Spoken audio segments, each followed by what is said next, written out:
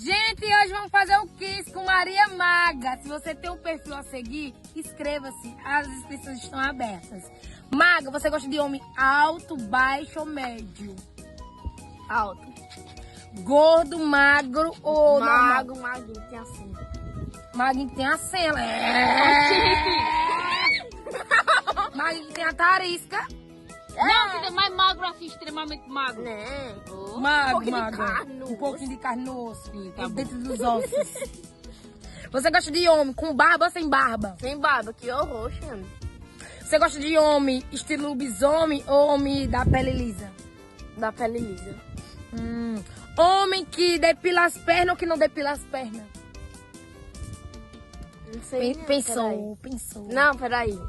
Peludo. Não, as duas coisas, sei lá. As duas coisas. Ela não faz. Homem dos olhos claros ou dos olhos mais escuros?